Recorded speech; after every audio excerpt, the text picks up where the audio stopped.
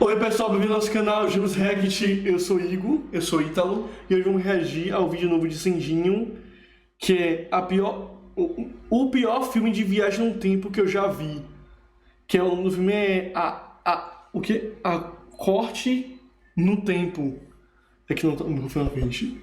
Corte no Tempo, nunca assisti filme, então a gente vai estar reagindo pela primeira vez sobre o filme e também a opinião do Sendinho junto. Que não é boa. É, que é 2 em 1, então a gente já sabe como vai ser. Então a gente não esqueça de deixar o like, se inscrever no canal. Sem mais delongas, bora pro vídeo.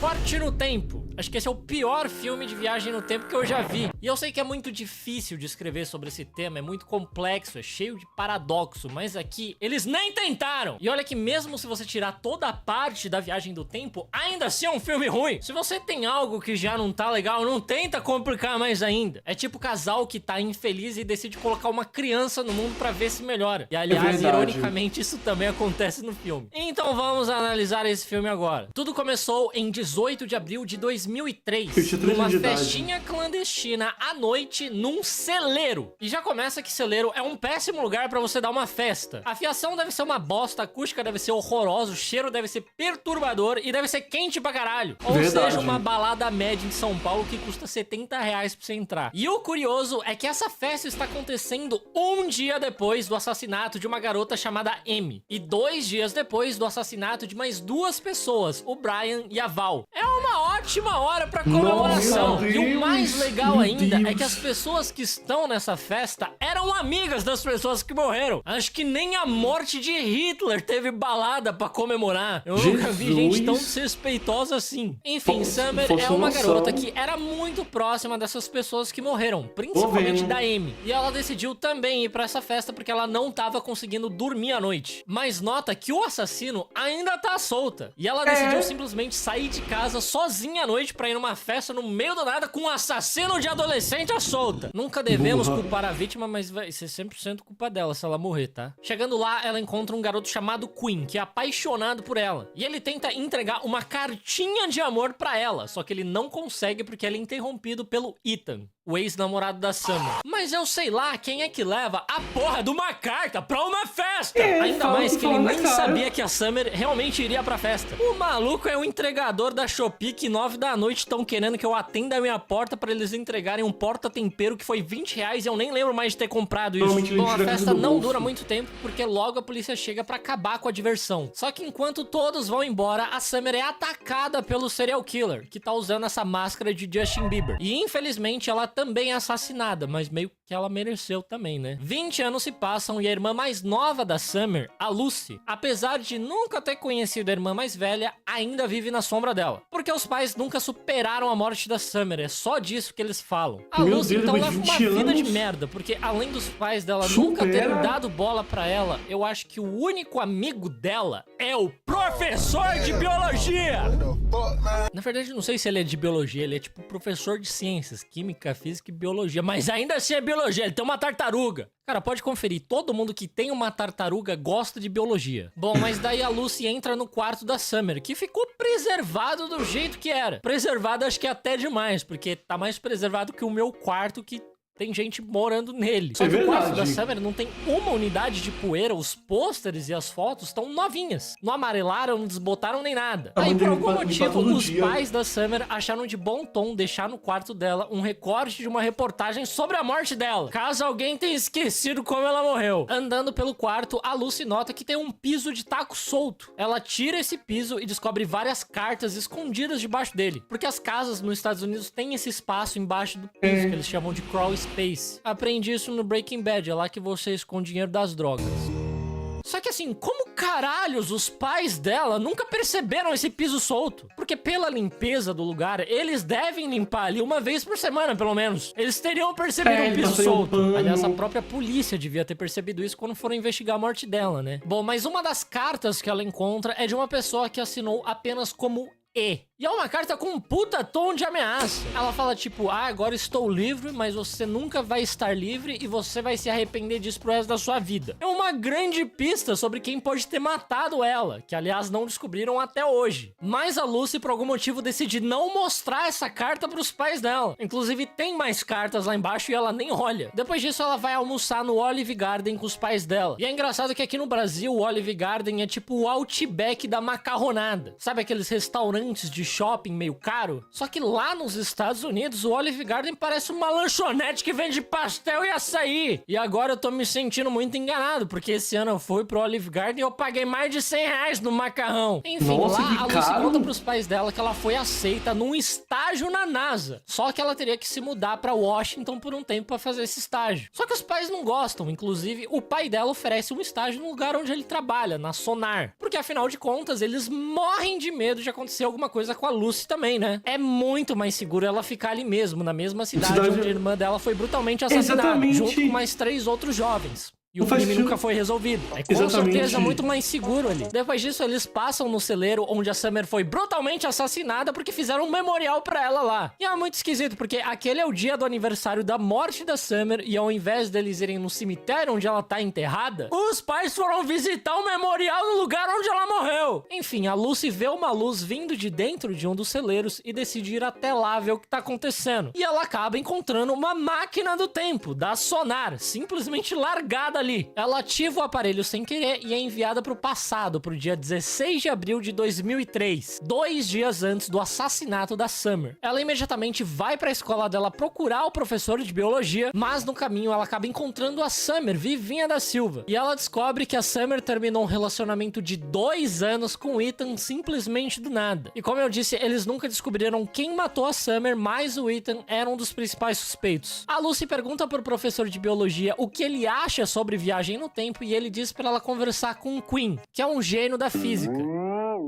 Mas o Ethan e os amigos dele pegam o Quinn pra jogar ele no rio, porque essa é uma tradição da escola. Todo ano eles escolhem alguém pra simplesmente jogar no rio. E eu nunca vi uma tradição dessa na minha vida. Parece que eles estão fazendo um sacrifício pro deus do rio. Essa é a tradição escolar mais idiota que eu já vi. A Lucy empurra o Ethan e salva o Quinn dessa belíssima tradição de jogar gente no rio. Mas logo depois de salvar o Quinn, a Lucy conta pra ele que ela veio do futuro e prova isso mostrando o celular dela. Eles vão até o celeiro, pegam a máquina do tempo e levam até a garagem do Quinn. Eles tentam ativar a máquina, mas ela está sem energia. E aí a Lucy aproveita pra perguntar pro Quinn se ele tentaria impedir algo ruim de acontecer se ele soubesse exatamente onde e quando essa coisa fosse acontecer. E ele diz que não é uma boa ideia você alterar o passado, porque você não sabe o que vai acontecer, você não sabe que futuro você pode criar. Mas sinceramente, vale a pena tentar, né? Não deve ter tantas realidades assim piores que a nossa, que a porra de um maluco chamado Rodri ganhou a bola de ouro esse ano. Pra você ver como esse cara é ruim, o nome dele é Rodrigo e o apelido dele nem é Rodrigo. O cara que é bom de bola e chama Rodrigo, em algum momento da vida dele, alguém vai chamar ele de Rodrigo. Mas esse cara é tão ruim que até tiraram o Go de Rodrigo, que é já pra não correr nenhum risco de chamarem ele de Rodrigo. A Lucy, então, percebendo que ela precisa voltar pro tempo dela o mais rápido possível, decide ir até a casa dela e roubar o crachá de acesso do pai dela, que trabalha na Sonar, a fim de descobrir como ativar a máquina do tempo novamente. Só que assim, ela nem sabe se naquela época eles já estavam trabalhando numa máquina do tempo, né? É tipo alguém chegar pro Mark Zuckerberg em 1990 e pedir pra ele fazer a sua ex se desbloquear no Facebook. E também não é um pouco de loucura ela achar que vai ser fácil assim ela invadir um prédio de uma empresa que tá inventando uma máquina do tempo. Mas o Quinn e a Lucy vão até a casa da Lucy, que ainda não é da Lucy porque ela ainda não nasceu. Mas é a casa da Summer e a Lucy diz que vai ajudar a Summer na lição de casa, porque a Summer é muito burra. Tanto que é o Quinn que faz as lições de casa pra ela. Ou seja, ela é burra, mas ele é um otário. E é 100% melhor você ser burro do que você ser otário, porque o otário é inteligente e ainda assim ele faz péssimas escolhas na vida dele. Só que a Lucy não consegue roubar o crachá do pai dela porque os pais estão em casa e ela acaba almoçando com eles. E ela fica bem bolada porque os pais eram bem mais legais antes. E é por isso que quando você viaja no tempo, você não deve conhecer os seus pais. Primeiro porque sua mãe pode acabar se apaixonando por você você, né, aconteceu isso no De Volta pro Futuro. E segundo, que você inevitavelmente vai descobrir que você é a razão da infelicidade dos seus pais. Todos nós sabemos disso, mas ninguém precisa ter isso esfregado na cara. Depois disso, a Lucy descobre que a Val e o Brian são amigos muito próximos da Summer. E no caso, eles vão morrer naquela noite. Então, a Lucy faz a mesma pergunta pra Summer que ela fez pro Quinn. Se ela tentaria impedir algo ruim de acontecer se ela soubesse quando aquilo ia acontecer. E a Summer diz que sim, que ela tentaria impedir mesmo que houvesse consequências pra isso. E é claro, né? Tu é burra! É claro que você faz as coisas sem pensar nas consequências. Mas depois dessa resposta, a Lucy sai correndo e rouba um patinete que estava convenientemente estacionado numa árvore. Ela chega no shopping onde os assassinatos vão acontecer, mas ela chega tarde demais, porque tanto o Brian como a Val acabam morrendo. Só que dessa vez, além deles, um segurança do shopping também morre. E isso não tinha acontecido na linha do tempo original. A Lucy é a viajante do tempo mais inútil do mundo. Ela conseguiu piorar as coisas. No dia seguinte, logo de manhã, a Lucy tenta novamente roubar o crachá do pai dela. Mas chegando lá, a Summer encontra ela e ela decide contar pra ela toda a verdade. Ela diz que veio do futuro, diz que é a irmã mais nova dela e diz que mais 2 assassinatos vão acontecer. Pra provar, ela entrega aquela carta que ela encontrou no quarto da Summer. Só que a Summer diz que ela nunca viu aquela carta na vida dela, ou seja, ela ainda não recebeu. E aí eu sei lá porque a Lucy volta pra garagem do Quinn sem roubar o crachá do pai dela. É muito burra essa desgraçada, como que ela passou na NASA? Enfim, ela volta pra garagem do Quinn e eles descobrem que eles precisam roubar antimatéria pra fazer a máquina do tempo voltar a funcionar. E novamente eles estão presumindo que a Sonar já tem esse tipo de material lá com eles.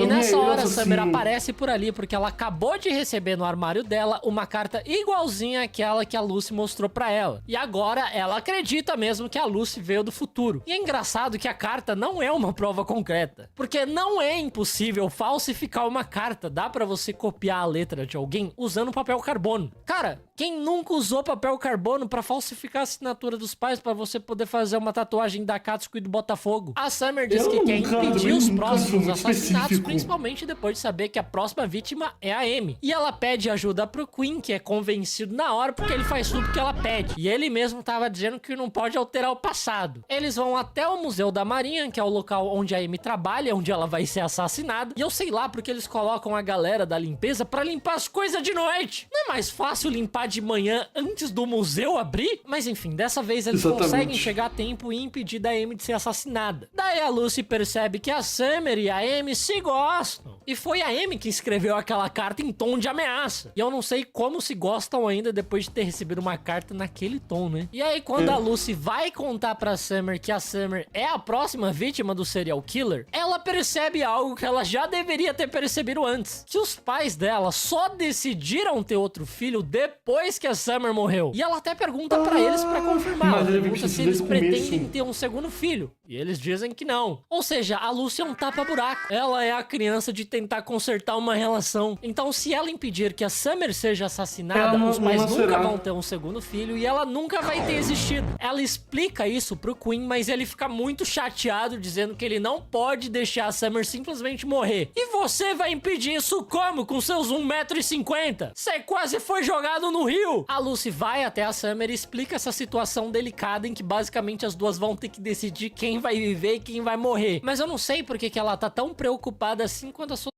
Não é só ela falar, ó, eu vou te salvar, provavelmente no futuro eu vou deixa de existir. Então você convida nossos pais a me ter. Assim ela vai nascer e ela não vai morrer. Não é? Aí você fala, convença, nem que você dê um jeito de manipular, de estar sozinho solitário, convença. Meu Deus. O homem podia resolver rapidinho, não é? É muito simples. Primeiro é só salvar a Summer. Daí depois a Summer, de alguma forma, vai ter que convencer os pais dela a fazerem um amor sem proteção. Vai ter que dar no pelo. Ou furar todas as camisinhas da casa. E aí, eventualmente, a Lucy pode acabar nascendo. Dá um jeito. Na verdade, não tem nem como isso acontecer, porque a Lucy foi fertilizada in vitro. Bom, mas a Lucy decide salvar a Summer, mesmo que aquilo acabe custando a vida dela. Então ela finalmente pega o crachá do pai dela e invade o prédio da da Sonar, e o Quinn vai junto com ela. E sim, eles facilmente invadem um prédio que deveria ter uma das melhores seguranças do país. Só que quando eles chegam lá, um dos seguranças foi assassinado e roubaram uma das antimatérias. Ou seja, muito provavelmente o serial killer também veio do futuro. Por sorte, tem um outro recipiente ali contendo antimatéria e a Lucy pega ele. Enquanto isso, está rolando a nossa queridíssima festinha no celeiro, onde a Summer vai literalmente pro brejo. Só que dessa vez ela tá preparada. Ela chega na festa, dá um grande beijo na Amy e sai do celeiro atraindo o assassino pra fora. Ela entra num outro celeiro e quando ela está prestes a ser assassinada, o Quinn e a Lucy atropelam o serial killer. Só que isso não mata ele e eles descobrem que o assassino é ninguém mais, ninguém menos que o Quinn do futuro. Isso não faz muito sentido, porque o assassino sempre pareceu alto e o Quinn é baixinho. E ele não tem o físico de alguém que conseguiria ficar de pé depois de ser atropelado por um Ford Bronco. Esse carro ia despedaçar ele. Daí nossos amigos fogem até a garagem do Quinn do bem e o Quinn do mal alcança eles. E aí ele explica, né, que ele virou um assassino porque a Summer deu um fora nele. Esse é o motivo dele ter virado um serial killer. Ele levou fora. É o vilão mais mal escrito na história do cinema. Ele dedicou 20 anos da vida dele pra inventar a porra de uma máquina do tempo. Não pra ficar milionário, mas sim pra assassinar a menina que deu um fora nele. Há 20 anos atrás. Esse roteiro é muito bom. E outra coisa, pra que voltar no tempo pra matar ela? Não é só matar ela no presente? Se ele é inteligente a ponto de inventar uma máquina do tempo, ele é inteligente o suficiente pra matar ela e fazer parecer como que fosse um acidente. Se existisse máquina do tempo, eu voltava pra comer esse roteiro. Bom, mas enquanto ele tá distraído contando a história patética da vida dele, a Lucy liga a máquina do tempo, segura o Quinn do mal e arrasta os dois pro futuro. Eles vão parar num estacionamento onde eles caem na porrada e quando o Quinn vai esfaquear ela, ela se defende com um carregador de carro elétrico. E aí ele toma um puta choque. E é assim que esse idiota morre. Cara, se você vai dedicar 20 anos da sua vida pra cometer um assassinato, pelo menos leva um revólver. O maluco levou uma faquinha só. E ele não tem porte físico de alguém que se garante na faquinha. Aí ela pega a antimatéria que esse Quinn tinha roubado e decide voltar pro passado, porque agora ela quer ficar por lá mesmo. Isso não faz sentido nenhum. Não era nem pra ela existir, porque ela salvou a Summer. E ela realmente confirmou isso, porque ela foi pro presente dela, chegou nos pais dela e eles nem sabiam quem era ela. Ou seja, ela nunca nasceu. Como que ela tá aí? Mas isso a gente até releva, porque viagem no tempo não existe e qualquer um pode inventar qualquer regra sobre. O que não dá pra aceitar é que a Lucy fica no passado e lá ela também consegue um estágio na NASA. Sendo que a Lucy é indigente. Ela não tem certidão de nascimento, ela não tem RG, ela não tem CPF, ela não tem comprovante de residência, ela não tem nada. Como que a NASA ia aceitar uma pessoa dessa? Lembrando que ela está em 2003, 2 anos depois do atentado de 11 de setembro. Como que a NASA vai aceitar uma pessoa que basicamente não existe? Uma pessoa que não tem como provar que ela é uma cidadã americana. Os caras no auge da paranoia com terrorista infiltrado nos Estados Unidos. Exatamente. Cara, esse roteiro, ele é muito cara de pau, né? Não tem outra maneira de definir. Ele é muito cara de pau. Ele acha que o povo é bobo. E o povo não é bobo. Enfim, uma boa viagem no tempo a todos. Gente, a gente aprendeu com o filme foi: se for viagem no tempo, faça o trabalho direito. Gente, misericórdia. Foi muito furo de roteiro. Agora, o que mais foi furo de roteiro mais forte pra mim foi ela ir pro futuro, sendo que ela não existiria. Se ela chegasse lá, ela simplesmente apagaria. Se ela ficasse no passado, sim, ela poderia continuar viva. Mas ela foi pro futuro. Aí quebra totalmente a lógica do filme. Misericórdia. É isso, gente. O vídeo fica por aqui. Obrigado. Se inscreva, curta e comente. Tchau.